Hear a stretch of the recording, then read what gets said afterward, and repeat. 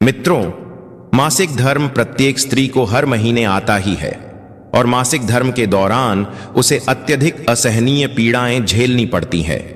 किंतु क्या आपने कभी सोचा है कि स्त्रियों को ही मासिक धर्म प्रतिमाह क्यों आता है तथा एक स्त्री को मासिक धर्म के समय वह कौन से कार्य हैं जो भूल से भी नहीं करने चाहिए, अन्यथा भयंकर पाप लगता है, जिस कारण से उस स्त्री को घोर नरक में सजा भोगनी पड़ती है। तो मित्रों, आज के इस वीडियो में हम आपको बताएंगे कि किस श्राप के कारण स्त्रियों को मासिक धर्म आता है और वह कौन से कार्य हैं जो किसी भी स्त्री को मासिक धर्म के दौरान नहीं करने चाहिए तथा भगवान शिव शंकर जी ने इसके बारे में क्या बताया है। तो अति विलंब ना करते हुए जानेंगे आज के इस वीडियो में। प्रिय दर्शकों, एक समय की बात है जब माता पार्वती पृथ्वी लोक पर भ्रमण कर रही थी। तभी एक स्त्री मासिक धर्म की पीड़ा से बहुत परेशान थी और जोर जोर से रो रही थी। तभी माता पार्वती की नजर उस स्त्री पर पड़ी और माता पार्वती उससे पूछने लगी कि क्या बात है सखी, तुम इतना परेशान क्यों हो। तब उस स्त्री ने कहा कि हे माते, मुझे मासिक धर्म के कारण अत्यधिक पीड़ाएं हो रही हैं जो असहनीय है और जिसे मैं आपको कैसे बताऊं। उस स्त्री की यह बात सुनकर माता पार्वती अपने मन में सोचने लगी कि हम स्त्रियों को मासिक धर्म के दौरान इतनी अधिक पीड़ाएं झेलनी पड़ती हैं। आखिर मासिक धर्म स्त्रियों को ही क्यों आता है और मासिक धर्म में स्त्री को अछूत क्यों माना जाता है। क्या हम स्त्रियां इंसान नहीं हैं? ऐसा भेदभाव केवल हम नारी जाति के साथ ही क्यों हो रहा है। मेरे मन में उठ रही इस शंका का समाधान केवल अब तो भगवान शिव ही कर सकते हैं। फिर आगे माता पार्वती अपने मन ही मन सोचती हैं। इतना सोचकर वह सीधा भगवान शिव के पास जाती हैं। तब भगवान शिव माता पार्वती से कहने लगते हैं, हे देवी, क्या बात है, आइए, आपका स्वागत है। आपका मन मुझे विचलित प्रतीत होता है। तब माता पार्वती ने कहा, हे प्रभु, आज मेरे मन में एक प्रश्न उठ रहा है और मैं चाहती हूं कि आप मेरे प्रश्न का उत्तर देकर मुझे संतुष्ट करने का प्रयास करें। भगवान शिव ने कहा, हे देवी, आपके मन में जो भी प्रश्न या शंका है आप बस मुझे बताओ। मैं तुम्हारे प्रश्न का उत्तर देकर तुम्हें संतुष्ट करने का प्रयास करूंगा। माता पार्वती ने कहा, प्रभु, मेरा प्रश्न यह है कि स्त्रियों को ही प्रतिमाह मासिक धर्म क्यों आता है तथा उन्हें ही इतनी असहनीय पीड़ाएं क्यों झेलनी पड़ती हैं, और क्या सच में मासिक धर्म के दौरान स्त्री अछूत हो जाती है तथा मासिक धर्म के दौरान कौन कौन से कार्य हैं जो नहीं करने चाहिए, नहीं तो महापाप लगता है। तब भगवान शिव ने कहा, हे देवी, इसके पीछे प्राचीन काल में स्त्रियों को मिला श्राप है और उसी श्राप के कारण स्त्रियों को मासिक धर्म आता है। तब अति विस्मय के साथ माता पार्वती ने कहा, कौन सा श्राप प्रभु, मुझे बताओ, मैं उस श्राप के बारे में जानना चाहती हूं। तब मंद मुस्कान के साथ भगवान शिव ने कहा, इसका उत्तर मैं आपको एक प्राचीन कथा के माध्यम से दूंगा और यदि आपने कथा को पूरा मन लगाकर अंत तक सुना तो तुम्हें तुम्हारे प्रश्न का उत्तर मिल जाएगा। तब आगे अति उत्सुकता के साथ माता पार्वती ने कहा, प्रभु, आप कथा सुनाइए, मैं इस कथा को पूरा मन लगाकर अंत तक सुनूंगी। भगवान शिव ने कहा, प्राचीन काल की बात है जब विद्यानगर में विश्वनाथ नाम का एक अनाथ ब्राह्मण रहता था, जिसके माता पिता की एक नदी के प्रवाह में डूबकर मृत्यु हो गई और फिर विश्वनाथ ने अकेले रहकर अपने गुरुकुल में दीक्षा ग्रहण की थी। उसे जीवन समस्त वेदों और शास्त्रों का ज्ञान था। वह एक संयमी और परम बुद्धिमान तथा धर्म के मार्ग पर चलने वाला एक श्रेष्ठ ब्राह्मण था। उसके नगर के सभी लोग उसका बहुत सम्मान करते थे। विश्वनाथ प्रतिदिन यज्ञ करता था तथा दान धर्म के साथ संध्या उपासना भी करता था। विश्वनाथ की पत्नी का नाम राधिका था। उसकी पत्नी भी उसी की तरह अत्यंत चरित्रवान, गुणवान तथा पतिव्रता, धर्म का पालन करने वाली स्त्री थी। फिर एक दिन विश्वनाथ ने अपने घर पर भगवान सत्यनारायण की पूजा रखी और सभी ब्राह्मणों तथा नगरवासियों को अपने घर पर भोजन के लिए निमंत्रण दिया। उसकी पत्नी ने अपने घर पर प्रीति भोज में भांति भांति प्रकार के भोजन बनाए थे। फिर जब सभी ब्राह्मण आ गए तो पूजा शुरू कर दी गई। सभी ब्राह्मणों ने पूजा की और पूजा समाप्त होने के बाद विश्वनाथ ने सभी ब्राह्मणों के पैर धोए और उन्हें बड़े ही प्रेम से अपने घर में बैठकर भोजन कराया। जब सभी ब्राह्मणों ने भोजन कर लिया तब फिर आगे विश्वनाथ ने उन्हें वस्त्र आदि दान करके विदा कर दिया। फिर सभी नगरवासियों को भोजन करवाया। उसके बाद नगरवासियों को भी विश्वनाथ ने वस्त्र आदि दान किए। फिर जब सभी ने भोजन कर लिया और सभी को विदाई हो गई, तब विश्वनाथ अपने घर के बाहर आया और बाहर आकर उसने देखा कि उसके घर के सामने एक कुत्ता और एक गाय आपस में कुछ बातें कर रहे थे। विश्वनाथ ने उस कुत्ते और गाय की बातें सुनी तो वह बहुत आश्चर्यचकित हो गया, क्योंकि वह कुत्ता और गाय और कोई नहीं बल्कि उसके माता पिता ही थे, जो पिछले जन्म में पाप कर्मों के कारण ही इस जन्म में कुत्ता और गाय बन गए थे। ये सब जानकर विश्वनाथ अपने मन में सोचने लगा, अरे ये तो मेरे माता पिता ही हैं जो मेरे घर पर पशु बनकर आए हैं, किंतु मेरे माता पिता ने पिछले जन्म में ऐसा कौन सा पाप किया था जिस कारण से आज उन्हें कुत्ते और गाय का जन्म मिला है। अब मैं इनके उद्धार के लिए क्या करूं? फिर रात हो जाती है और वह अपने बिस्तर पर लेट जाता है, किंतु उसको नींद नहीं आती है और उसके मन में बस वही बात गूंज रही थी कि मैं अपने माता पिता की मुक्ति के लिए क्या करूं, और रात भर वह इसी बात को लेकर चिंतित था। फिर सुबह होते ही वह अपने गुरु मुनि वशिष्ठ जी के आश्रम पहुंच जाता है। वहां पहुंचकर उसने देखा कि मुनि वशिष्ठ जी अपनी कुटिया में ध्यान लगाए बैठे थे। फिर जब मुनि वशिष्ठ जी ने आंखें खोलीं तो देखा कि उनके सामने विश्वनाथ ब्राह्मण खड़ा है। उसको देखकर मुनि वशिष्ठ जी ने कहा, क्या बात है शिष्य, तुम इतना चिंतित क्यों हो? तो विश्वनाथ ने कहा, गुरु जी, कल मेरे साथ जो घटना घटी है उसी बात को लेकर मैं बहुत चिंतित हूं। तब आश्चर्य के साथ मुनि वशिष्ठ जी ने कहा, कौन सी घटना घटी है? मुझे स्पष्ट रूप से सब कुछ बताओ, तभी मैं तुम्हारी समस्या का समाधान करूंगा।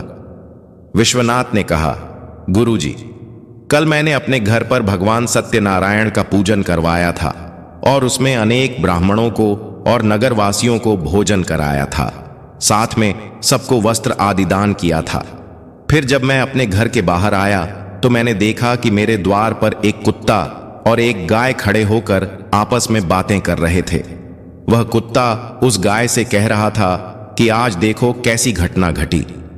हमारे पुत्र के घर में ब्राह्मणों के भोजन के लिए जो दूध रखा था, एक सांप ने उस दूध के बर्तन में अपना विष उगल दिया था, जिसे देखकर मुझे बड़ी ही चिंता होने लगी, क्योंकि उसी दूध से भोजन बनने वाला था।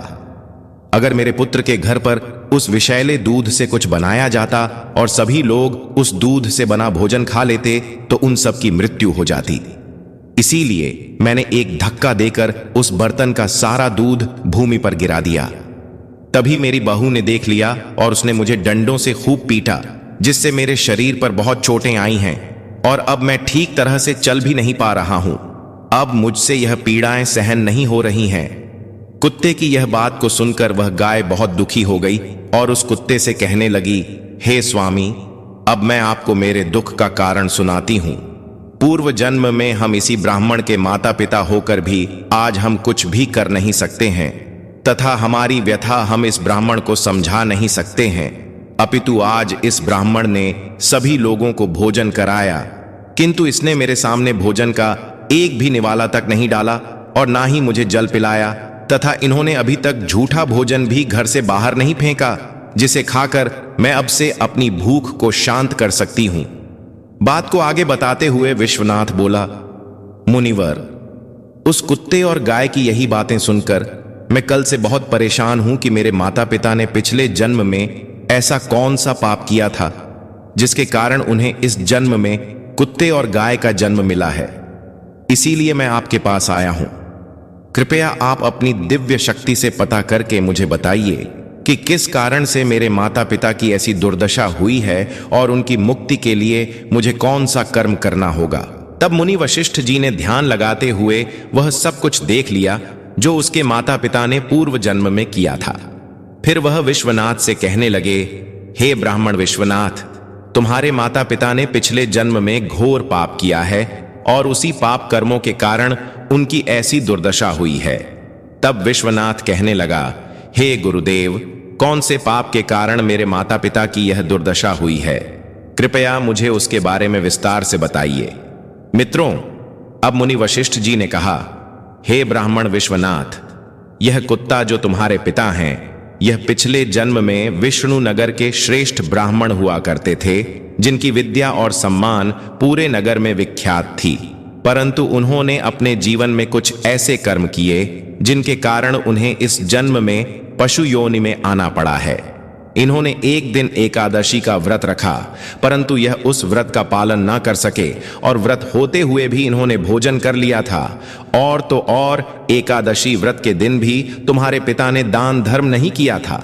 इन्होंने अपने द्वार पर आए हुए भिखारी को बिना भोजन कराए ही अपने द्वार से ही भगा दिया था, जिस कारण से उस भिखारी ने इन्हें श्राप दिया था कि जिस तरह मैं भूखा हूं, उसी तरह एक दिन तुझे भी भूख से तड़पना पड़ेगा। और तुम्हारे पिता ने पिछले जन्म में मासिक धर्म के दौरान ही तुम्हारी माता के साथ संबंध बनाया था, और इन्हीं सब पापों के कारण ही तुम्हारे पिता को इस जन्म में कुत्ते का जन्म मिला है, और अब वह उन पापों की सजा भोग रहे हैं। हे ब्राह्मण विश्वनाथ, अब तुम अपनी माता के बारे में सुनो। स्त्री के लिए मासिक धर्म के समय कुछ विशेष नियम और मर्यादाएं स्थापित की गई हैं, जिनका पालन करना आवश्यक होता है। परंतु तुम्हारी माता ने इन मर्यादाओं का उल्लंघन किया, जिसके कारण उन्हें भी महापाप का भागी होना पड़ा। तुम्हारी माता जब रजस्वला अवस्था में थी, तब भी उन्होंने भोजन बनाया। इस अवस्था में शास्त्रों के अनुसार भोजन बनाना वर्जित माना गया है, क्योंकि उस समय स्त्री को विश्राम करना चाहिए और किसी भी पवित्र कार्य से दूर रहना चाहिए। परंतु तुम्हारी माता ने इस नियम का उल्लंघन किया और रजस्वला होते हुए भी रसोई का कार्य किया, जिससे उनकी पवित्रता भंग हुई और भोजन में अशुद्धता आ गई। यह पहला कारण है जिसके कारण उन्हें पाप का दोष लगा। इसके अलावा इस अवस्था में भी उन्होंने भगवान की पूजा की। उन्होंने रजस्वला अवस्था में भी तुलसी को जल चढ़ाया, जो कि धर्म और शास्त्रों की दृष्टि में अनुचित माना जाता है। इसी कारण से उन्हें महापाप लगा था। इसी बीच मासिक धर्म में होते हुए भी तुम्हारे पिता के साथ शारीरिक संबंध भी बनाए थे। ऐसा उन्होंने कई बार किया, जिसके कारण तुम्हारे माता और पिता की अकाल मृत्यु हो गई थी, और उसी पाप के कारण उन्हें इस जन्म में गाय का जन्म मिला है। क्योंकि मासिक धर्म के दौरान स्त्री 3 से 4 दिनों के लिए अपवित्र हो जाती है, इसीलिए मासिक धर्म के दौरान स्त्री को पूजा पाठ नहीं करना चाहिए, ना ही सत्संग करना चाहिए। प्रत्येक स्त्री को इन 3 से 4 दिनों में अपने बाल भी नहीं धोने चाहिए, इससे उसके पति की आयु कम होती है। मासिक धर्म के दौरान पेड़ पौधों को स्पर्श नहीं करना चाहिए, और सबसे महत्वपूर्ण बात यह है कि मासिक धर्म के दौरान किसी भी स्त्री को अपने पति के साथ संबंध नहीं बनाना चाहिए, क्योंकि ऐसा करने से महापाप लगता है। मासिक धर्म के दौरान स्त्री 3 से 5 दिनों के लिए अपवित्र हो जाती है, और 5वें दिन वह स्नान करके पवित्र हो जाती है। 6वें दिन स्नान करने के पश्चात रजस्वला स्त्री को अपने पति का मुख देखना चाहिए, तथा अन्य किसी भी पुरुष का मुख नहीं देखना चाहिए। यदि पति समीप ना हो तो सूर्य देव के दर्शन करने चाहिए। गुरु वशिष्ठ विश्वनाथ से कहते हैं, हे ब्राह्मण श्रेष्ठ, इसी पाप के कारण तुम्हारे पिता को कुत्ते और तुम्हारी माता को गाय का जन्म मिला है। मुनि वशिष्ठ जी की यह बात सुनकर विश्वनाथ ने कहा, हे गुरुदेव, आपने यह तो बता दिया कि मेरे माता पिता को किस पाप के कारण कुत्ते और गाय का जन्म मिला है, किंतु आपने यह नहीं बताया कि अब मैं अपने माता पिता की मुक्ति के लिए क्या करूं। तो गुरु वशिष्ठ जी ने कहा, हे ब्राह्मण विश्वनाथ, तुम किसी भी अमावस्या के दिन अपने माता पिता की मुक्ति के लिए श्राद्ध तथा तर्पण करो और दान धर्म करो, गाय की सेवा करो और गौ माता को भोग लगाओ, तथा अपने माता पिता की मुक्ति के लिए भगवान से प्रार्थना करो। फिर विश्वनाथ अपने घर जाता है और अमावस्या रात्रि को श्राद्ध करता है, और इस तरह उसके माता पिता को मुक्ति मिलती है। मित्रों, कथा को आगे बताते हुए भगवान शिव माता पार्वती से कहते हैं, हे देवी, अब तो आपको पता चल गया होगा कि स्त्रियों को मासिक धर्म में कौन से कार्य नहीं करने चाहिए। अब मैं आपको यह भी बताता हूं कि स्त्रियों को मासिक धर्म क्यों आता है और मासिक धर्म के दौरान उन्हें इतनी पीड़ाएं क्यों झेलनी पड़ती हैं। तो सुनो, सतयुग में कालकेय नाम का एक प्रसिद्ध दानव हुआ था। दानव होने के कारण उसका स्वभाव भी दानवी प्रवृत्ति का था और वह हमेशा युद्ध करने के लिए तत्पर रहता था। फिर एक दिन सभी दानव कालकेय दानव के साथ मिलकर स्वर्गलोक पर अधिपत्य करने के लिए आक्रमण कर देते हैं। उन असुरों के पास भयंकर शक्तिशाली अस्त्र और खंजर थे। यह सब देखकर स्वर्गलोक के सभी देवता भयभीत हो जाते हैं और वह तुरंत ब्रह्मा जी के पास पहुंच जाते हैं। सभी देवताओं को एक साथ देखकर ब्रह्मा जी ने कहा, क्या बात है, आप सभी इतना घबराए हुए क्यों हो और एक साथ मेरे पास क्यों आए हो? स्वर्गलोक में सब ठीक तो है ना? तो देवताओं ने कहा, नहीं ब्रह्मदेव, स्वर्गलोक में कुछ ठीक नहीं है। स्वर्गलोक पर अधिपत्य करने के लिए असुरों ने आक्रमण कर दिया है, इसीलिए हम सभी आपके पास मदद मांगने के लिए आए हैं, क्योंकि असुरों के पास अस्त्र शस्त्र हैं और हमारे पास अस्त्र शस्त्र भी नहीं है। तो ब्रह्मा जी ने कहा, तुम सभी देवता इसी क्षण महर्षि दधीच जी के पास चले जाओ। वे तुम्हें अपनी शरीर की हड्डियों से तुम्हें अस्त्र शस्त्र प्रदान करेंगे और तुम उन्हीं अस्त्रों का प्रयोग करके असुरों का वध कर सकोगे। फिर सभी देवता महर्षि दधीच के आश्रम पर जाते हैं और वे सभी उनसे प्रार्थना करते हुए कहते हैं, हे दधीच महर्षि, स्वर्गलोक पर असुरों ने आक्रमण कर दिया है और हमारे पास उनसे लड़ने के लिए अस्त्र शस्त्र नहीं है, इसीलिए हम आपसे मदद मांगने आए हैं। कृपया करके आप हमें अस्त्र शस्त्र प्रदान करें। देवताओं की यह बात सुनकर महर्षि दधीच उन्हें अस्त्र शस्त्र दे देते हैं। फिर सभी देवता अस्त्र शस्त्र लेकर स्वर्गलोक जाते हैं और उन असुरों से युद्ध करने लगते हैं। युद्ध में इंद्रदेव भी थे जो असुरों को पराजित कर रहे थे और इस प्रकार से दैत्यों और देवताओं के बीच आकाश मार्ग में भीषण युद्ध चलता है। फिर देवराज इंद्र और असुर कालकेय आमने सामने आ जाते हैं। दोनों के बीच भीषण युद्ध होता है और देवराज इंद्र अपने वज्र का प्रहार करके कालकेय को मार डालते हैं, किंतु उसके शरीर में एक ब्रह्म हत्या वास करती थी, जिससे इंद्रदेव को ब्रह्म हत्या का पाप लगता है। इसीलिए देवराज इंद्र ब्रह्मदेव के पास जाते हैं और उनसे ब्रह्म हत्या से छुटकारा पाने का उपाय पूछते हैं। तो ब्रह्मा जी ने कहा, हे इंद्रदेव, ब्रह्म हत्या के इस महापाप से बचने का एक ही उपाय है कि आप इस ब्रह्म हत्या को 4 भागों में दान कर दो, जिससे तुम इस पाप से पूरी तरह से बच जाओगे। तब इंद्रदेव ने कहा, ठीक है। तो ब्रह्मा जी ने कहा, तुम्हारे ब्रह्म हत्या के पाप का 1/4 भाग अग्नि के भीतर रहेगा, क्योंकि जो भी मनुष्य अग्नि को आहुति नहीं देगा उसे इस पाप को भोगना पड़ेगा, और तुम्हारा दूसरा 1/4 भाग जल के भीतर रहेगा। जो भी जल में थूकेगा अथवा जल में मलमूत्र का त्याग करेगा उसे भी इसका पाप भोगना पड़ेगा, और इसका तीसरा 1/4 भाग पेड़ पौधों और वृक्षों के भीतर रहेगा।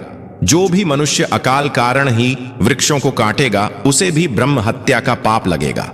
फिर कथा को आगे बताते हुए भगवान शिव ने कहा, हे देवी, इस तरह ब्रह्म हत्या के जिस घोर पाप से बचने के लिए इंद्रदेव ने पाप के 3 हिस्से अग्नि, जल और वृक्ष को दे दिए, और जो इसका चौथा हिस्सा था जो स्त्रियों ने ले लिया था। इसी कारण आज स्त्रियों को मासिक धर्म आता है और इतनी पीड़ाएं झेलनी पड़ती हैं। इसीलिए जो भी पुरुष मासिक धर्म के दौरान स्त्रियों को स्पर्श करता है अथवा उनके साथ संबंध बनाता है उसे ब्रह्म हत्या का पाप लगता है। भगवान शिव कहते हैं, हे देवी, अब मैंने आपके सभी प्रश्नों के उत्तर दिए हैं। तब माता पार्वती प्रसन्नता के साथ बोली, हे प्रभु, मैं इस अनमोल ज्ञान का अवश्य ही प्रसार करूंगी। आपका मनपूर्वक धन्यवाद। तो आशा करते हैं आपको यह कथा अवश्य ही अच्छी लगी होगी। तो वीडियो को लाइक और चैनल को सब्सक्राइब करना ना भूलिए। साथ ही कमेंट में जरूर लिखें, हर हर हर महादेव, जय मां दुर्गा अन्नपूर्णा।